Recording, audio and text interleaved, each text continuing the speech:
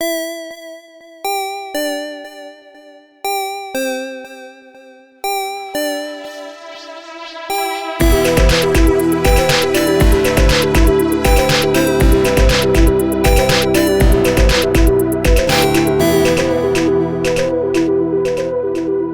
everybody. As we had mentioned last week, we are back to give you a little more detail on the upcoming content that we are making after Megan and Jake's departure as we take this next step with our new cast. So we do have 2 shows. We know who's going to run them, who's going to be in them, and we generally have a sense of when they're going to start. Clockwinders is still going to go for a little bit, but then Season 8 will be a game that I am running, and we will have Tass and Kieran and Joe and Manda in that show. And then Tass is going to be doing our new Patreon show, which I believe will start publication on the first Friday of the new year. Tass, do you want to tell us a little bit about that?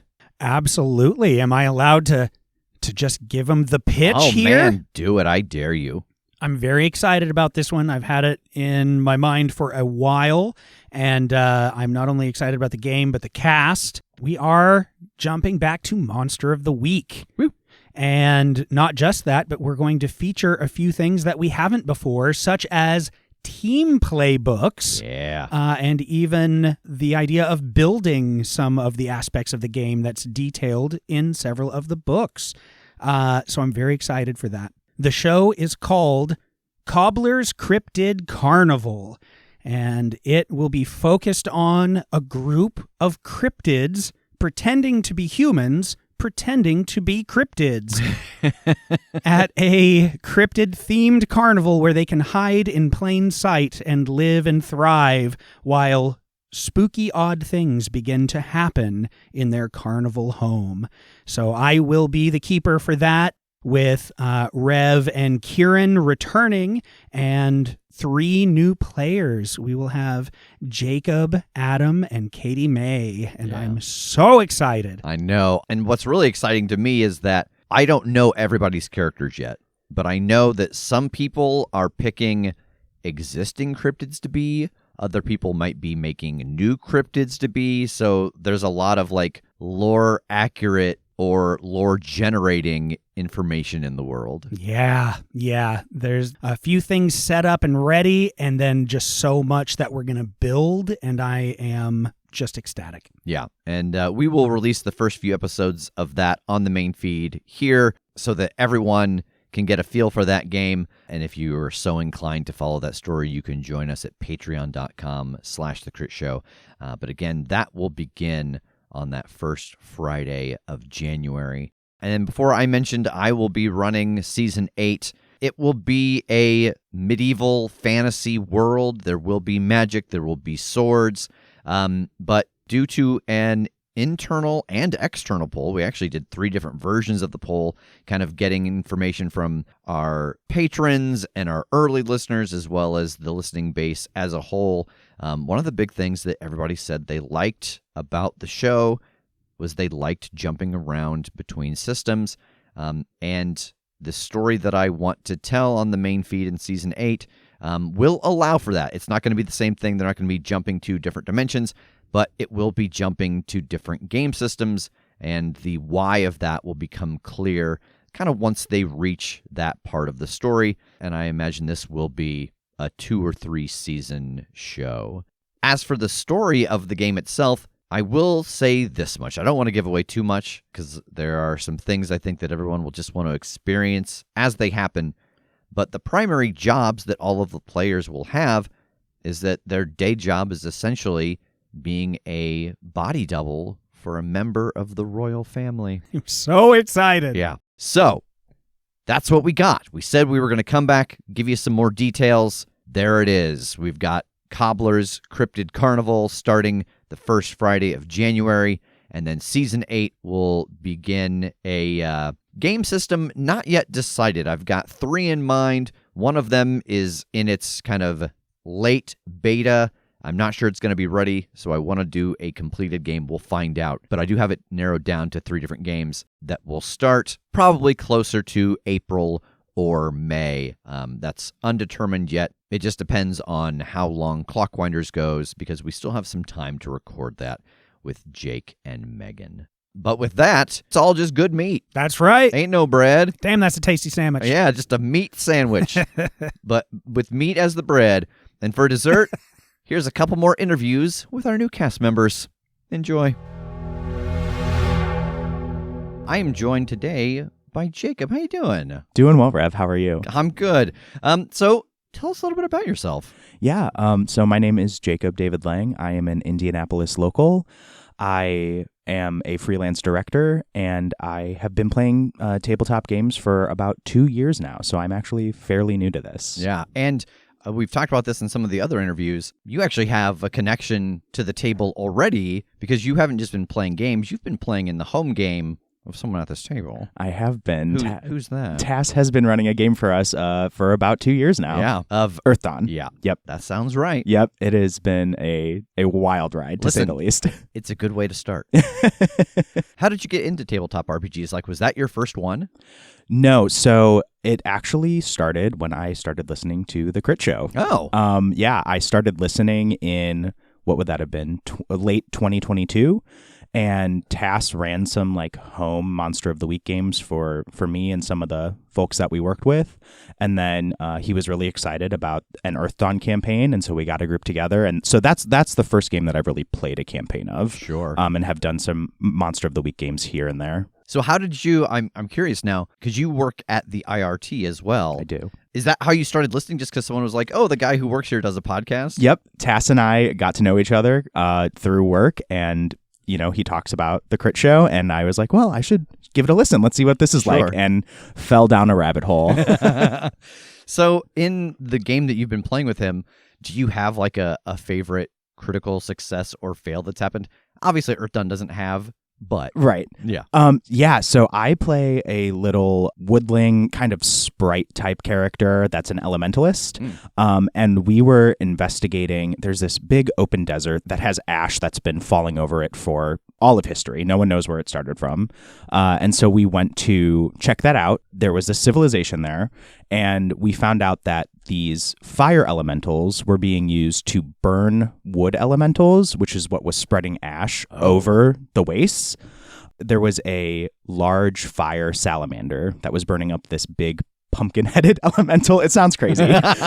And I have a spell called Snuff, which is normally used to just put out a candle or maybe a fireplace, Sure. And I looked at Tass and I was like, can I try and use Snuff on this big fire salamander and just see what happens? Yeah. And he was like, okay, it's going to be the most difficult roll you've ever had in your life.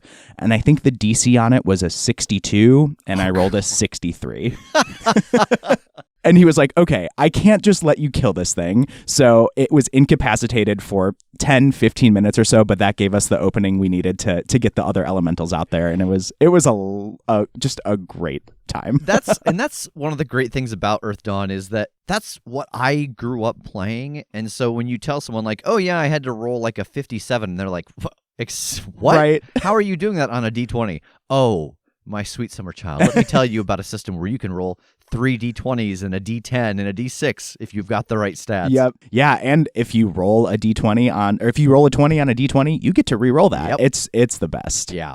What non-gaming related hobbies do you have? Yeah, so I said earlier, I am a freelance director. That's what I went to school for. So in my spare time, I have directed with American Lives Theater in Indianapolis a couple of times. Back when I lived in Chicago, I assistant directed at Drury Lane Theater in Chicago. Oh, uh-huh. So yeah, that's what I spend a lot of my free time doing, is directing. My partner and I also have recently gotten into trading card games, so we've been doing that too. Yeah. What are you playing in trading card games? We are playing Disney Lorcana. Oh, okay. Yeah. It's a fairly newer TCG, but it's been a lot of fun. I have, I think, like the starter deck from the first Gen Con. Oh, cool. That's as far as I got. Oh, that's actually really sick. That's really cool. Yeah, we've kind of spent a lot of money on it recently. The newest set came out, and we've pulled a lot of great cards. So it's been really fun. Magic the Gathering keeps trying to get me. I played it when I was like 14 or 15 and I had no idea what I was doing. Uh-huh. But now they're like, oh, there's Spider-Man cars. And I'm like, listen, I'm not learning this now. It's too late. We went to a game store the other day, and I had seen that they were doing a Spider-Man expansion on the game, and there was a collector's, just a pack of like 20, 25 cards or something. And I was like, maybe I'll get one. Just see, I like Spider-Man. We'll see. $60 per pack. Whoa. Yep. So right. I'm going to stay out of Magic, I think.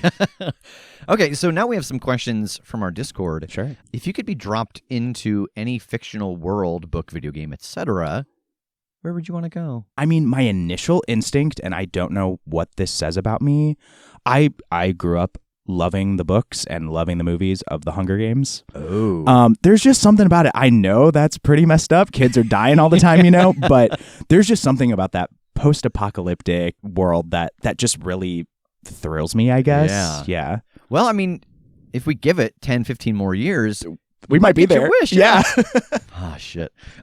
Too real. Too real. And then one other question from the Discord, and this will just swing the entirely opposite direction. Do you think there are more doors or more wheels in the world? Oh, I've heard this question before. Have you? It's got to be. Do you know the answer? No, I don't know the answer. I wish I did, but it's got to be doors, right? I don't know. I've heard a lot of arguments about why one side or other is the right today. I would just think it has to be doors. Like, yeah, there are a lot of cars in the world, and obviously there are at least, I guess not on all cars, but four wheels on each. But like, you think of one skyscraper or something, that's just got an endless amount of doors in one building, Yeah, the thing that was mentioned to me earlier that I hadn't really thought of was like the Hot Wheels aisle in any Walmart. Oh, wait, I didn't even think about that. Right? All of those wheels, none of those doors work. Those aren't real doors. That's a great point. It's wild. But there's also dollhouses, and those existed way before toy cars. It's literally unfathomable. It is. I'm going to stick with doors, though. Okay. I think that's what my final answer is. All right. I'll let you know when I get an answer. Yeah, once you get done counting. Yep. I'm joined by Adam. How you doing? Hi, how are you doing, I'm Rev? good. So tell us a little bit about yourself. Sure. Well, my name's Adam, as you already said. I am 38 years old. I like long walks on the beach. No, I actually don't. I don't like sand. Oh, same. No. I'd much prefer hiking in mountains, actually. Yes. I moved back to the States, actually. I'm originally from Indiana, but I moved away for quite a long time. I lived in Paris, France, for about a decade. And I actually moved there for a very cliched reason. It was for love. But I took a chance and it worked out. Oh. Yep, thankfully. So we've been together for 17 years, or just a little over 17 years, actually. Okay. And so we lived there for quite a while, lived and worked there, then moved to New York in 2018, lived there through the height of the pandemic, and wound up back in Indy, which is where I'm from, in 2022. I'm a grant writer by day. And hopefully a monster hunter by night. Yeah. Hopefully an adequately good one by night. We'll see about that, how the dice fall. Yeah. And what else? My favorite colors are purple and green. Oh, okay. Yeah, and I'm a Taurus. Is your partner, is he European? He is. He is a native Frenchman, yes. Or, well, he would correct me. He is a native Parisian. Let's make sure we're clear on that. Ah. How did you meet? We actually met at my undergrad school at Butler when I was in Indianapolis. So it was the beginning of my senior year at Butler. And we met pretty much straight away. He was being a very good French person and came to the front desk to complain, to do... Apologies to any of our French listeners out there. But I am French now, so I feel like I can make fun of Sure. I make fun of it. Yeah, he came to do a room change, and I was the person called to the front desk to do the room change. And that's how we met. Okay. Yeah, and we've been together like a week after that. We've been together ever since. So, yeah. That's really sweet. Instant chemistry. Okay, so I'm so wrapped up in this. I'm gonna take a hard left turn now. That's fine. So, how did you get into tabletop RPGs? I feel like I've kind of always... I had been playing like LARPing, I guess, as a kid, and playing role-playing ever since I was little, even all the way up and through almost college, I would say. And I kind of knew about tabletop role-playing games on the periphery, and I was really interested in them, but none of my friends happened to be interested in them. So that wasn't until Ben, my husband, and I moved back to the States in New York, and the friends that I happened to make there were really into them. And didn't know that at first. It just so was kind of happenstance. And it's actually kind of thanks to the Critshow, because my friend, who is a brilliant DM, she had volunteered to run a game for me and another newcomer and another more seasoned player. And she had been listening to the Critshow, and she said, well, why don't we use Monster of the Week? Because I think it'll be a great introductory game for everybody. Sure. And I was hooked, and I have not looked back. And we played that campaign for like 3.5 years. Yeah. So is that Monster of the Week, obviously we know the tropes and the shows that it plays off of. Are you a big fan of those kind of shows? Yeah. I used to say, well, Buffy was my guilty pleasure, but no, it's just a straight up pleasure. Sure. So no guilt necessary. No guilt necessary, not at all. In these stories that you've done, have you had a favorite critical success or critical failure moment? Oh, yeah. It's also my favorite character that I played, which was in that long-running Monster of the Week game. I played a monstrous who was a Thunder Kitsune, and it was actually our epilogue episode. So it was supposed to just be a kind of a chill episode, winding down the stories. But we ran into a villain who'd been with us for most of the storylines, but who we'd never fought. We'd kind of have to ask him favors, and he was extremely slimy and sleazy and gross and would shamelessly flirt with my character. And we were all... There was major ick. He was so gross. Yeah. But my DM, my friend Morgan, she just did such a brilliant job. We all hated him so much. And so the epilogue came, and River had had enough. And so had my other two friends. So we took him out. And my critical success was I actually got to take him out. Oh, so, nice. Yeah. Got to fry him with some electricity. I love, too, that it tells me, just from hearing you say that, how much you like those types of shows, and it affects your gameplay when you referred to your play session as an episode. Oh, yeah, absolutely. I mean, we were, 3.5 years in at that point, and it felt very episodic. It felt like we had seasons and closings of seasons. So it just felt kind of, and we had come to a point where it was kind of a natural ending. And it was sad, but it was also great, and our characters all ended off on a great note. And we always said, hey, if we are interested, we can always come back to that story and pick up. And now we've got a couple questions, actually, from our Discord server. Oh, yeah. If you could be dropped into any fictional world, book, video game, etc., where would you go? Can I take a guess? Yes, you can take a guess. I'm just gonna off the cuff. I'm gonna say Buffy. I was just talking about this with somebody, and I have thought about this question before, actually many times, and it's really hard for me to say. I would be tempted to say Buffy, but I would be tempted to say a lot of different fantasy worlds, but a lot of them are very violent.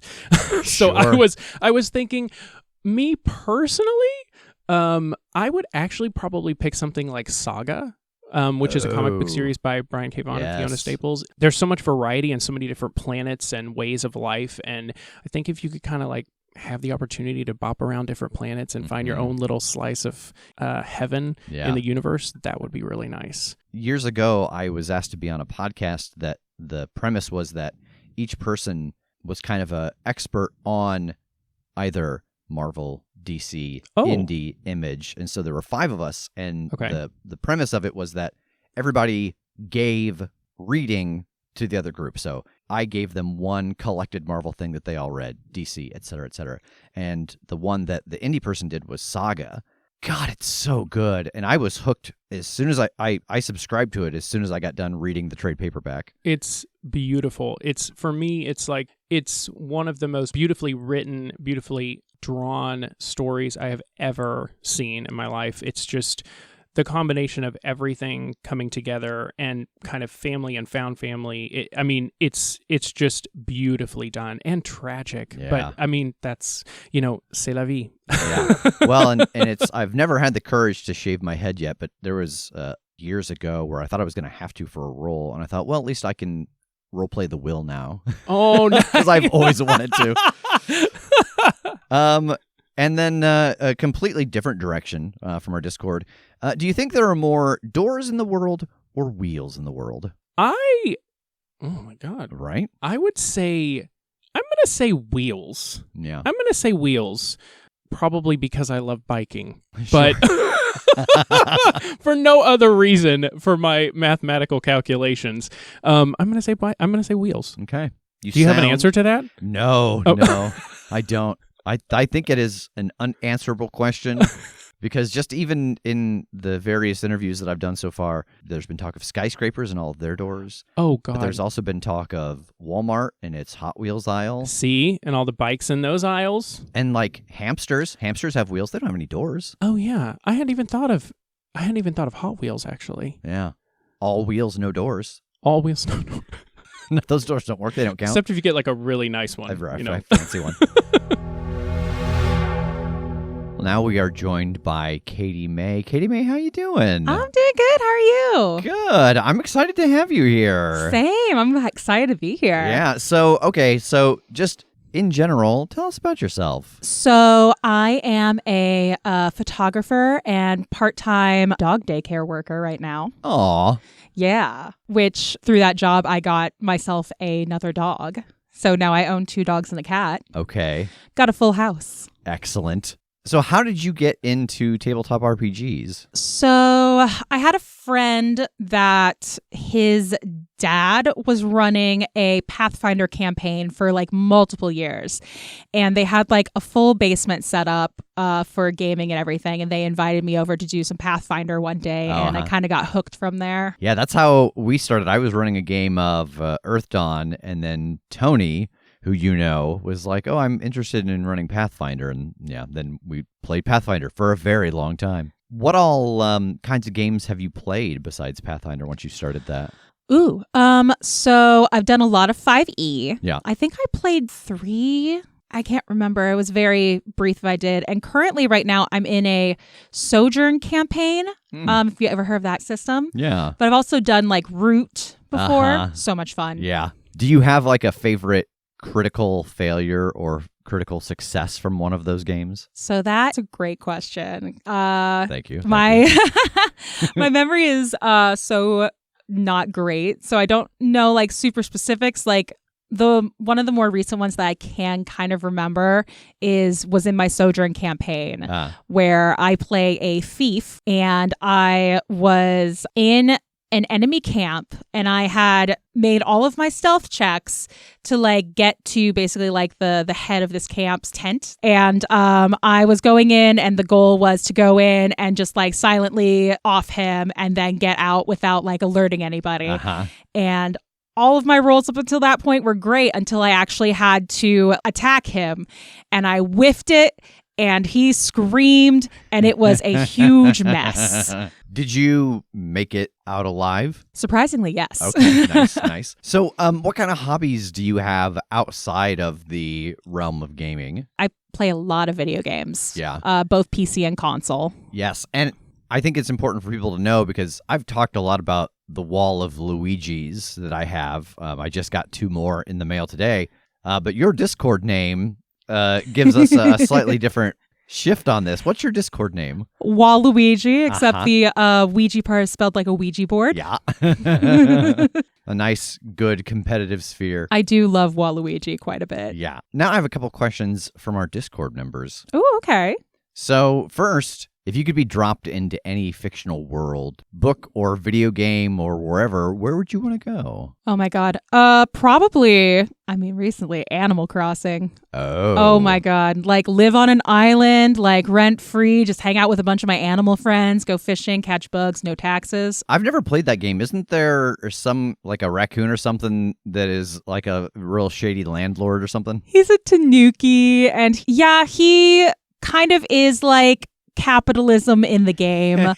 But he does give you your place without charging you like interest or anything, and doesn't give you deadlines to pay him back. So like he's like chill capitalism. Okay. All I remember when everybody was playing that really heavily was them talking about like, oh, I have to get online today because I think the stock market's going to go up on turnips. Yeah. Yeah. And then lastly, in the completely opposite direction, Do you think there are more wheels in the world or doors? Oh my God. Uh-huh. I think doors, maybe. Yeah? I feel doors. Like there's a lot of buildings, and then most vehicles have doors as well as the wheels. Uh-huh. A lot of times they're equivalent number. I'm going to go with doors. Okay. Well, thank you, Katie May, for joining us. I'm excited to see what we create together. Same. All right, everybody. Well, that is our final interview with our new players. We will be starting in just a few months the Patreon game, where you will hear 3 of these folks. And then further into 2025, we will have Season 8 of The Critshow, which will feature 2 of them. So if you'd like to hear more from them, you can hop over to our Patreon. We'll also release the first few episodes of our new Patreon show on this feed, so everybody can get a chance to hear it. Until then, bye.